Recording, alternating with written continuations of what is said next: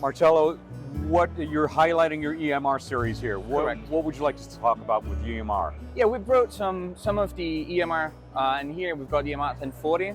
So this tire is used on different applications and different vehicles as well, because this is manufactured for wheel loader, but it's also suitable for ADT, articulated dump truck. It's used in waste and recycling, but also quarry, road construction. We've got an entire series, starting from L2, L3 tires up to L5, and so a lot of different applications and a lot of different machines as well.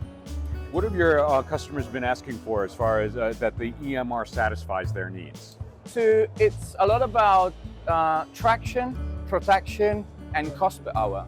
So I think what makes us different is that we try to always maximize the cost per hour. We're not like a price-driven company. We want to give the best performance and the best cost per hour in the end. So that's what our customers are looking for. Now, what are the different applications in the waste industry that are? Is it good for transfer stations? Is it good for landfill? It's recycling stations. Yeah, recycling, waste management. It's a lot used in steel companies, so manufacturing steel products, waste disposal. These are the kind of application where we use EMR. Also, we use our roller, so solid tires. But some of our customers, due to the fact that you've got more comfort as well, they use our EMR series in these applications. In the manufacturing process, how does that relate into the comfort, the ride, the handling, the traction?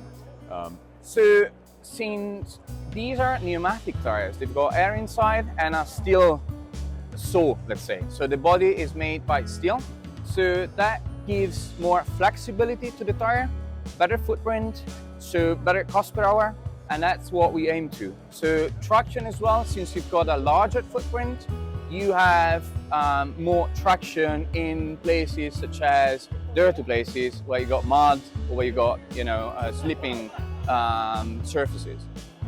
How much does tread design play into deciding what kind of tire to go with for your customers? So you've got different void ratio on the EMR series, and that's what makes a tire performing better in traction or protection. So based on customer needs, we can select a different tire for the different needs and application. Any other features that you want people to know about when they're deciding to go with a certain type of tire? Yeah, I mean, sidewall is also important because you've got protection, so you've got sidewall protection here. So this is the part that flexes the most. So this is the part where we need to protect more from cuts and from damages, for example. So we made sure that all EMR tires, basically all EMR tires, have the sidewall protection in order to avoid cuts and damages. Right. Now, if I were a customer trying to get some new tires for my wheel loader, for my transfer station, how would you advise me to go? What features or specifications do you think I should be looking for when advising somebody how to select the tire? The need you have there is protection, right? And also a bit of traction. So what I would suggest is to get an L5 tire, so the highest tread depth that you can get in the industry, and with an open center maybe, because you need traction as well. So that's, for example, one of the advices that I would give.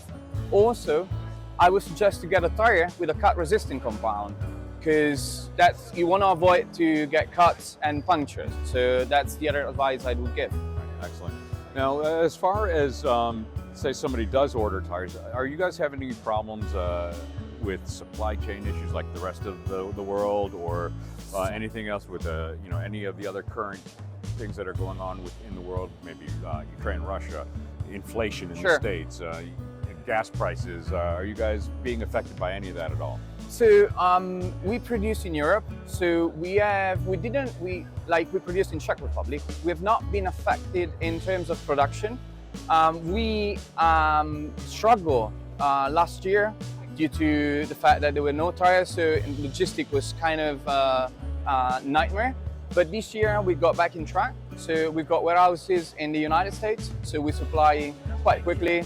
And so I would say no at the moment. It could get worse if the demand increases, but at the moment we are okay with supplying tires. Yeah. Excellent. And Marcello, the turnaround time from new to having to replace, typically what is that? When do you make that decision to replace your tires? Okay. And what are the factors that go into that? So unless there's damage, I would say you can go up to the very end of the tread depth. So we suggest to replace the tire when there's like 1 millimeter left. But if you want to retread it, some customers do it.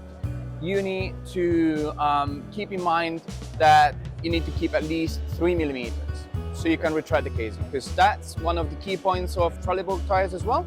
They've got a retreadable casing. Excellent. And how is the market for you guys right now? Are you guys, is it a We're good booming. market now? You're booming. We are. Why is that? That's because great. the shortage of last year, we're kind of new in the market with this product. But like after 4 years, with the shortage that there has been in the market, we've been approached by a lot of OE because they tested our tires and they got really good performances. So now we're supplying a lot of OE customers as well. We're supplying Liebherr, we're supplying John Deere, we're supplying Bell. So we're supplying a lot of them. And so the market went up and we went up with the market. So that was good. Fantastic. That's great news. Anything else, Marcello, that I have not asked you about that you think you want mentioned? That we are, at the moment we have tires up to 33 inches, but we're gonna get soon up to 35 inches. We're developing new tires.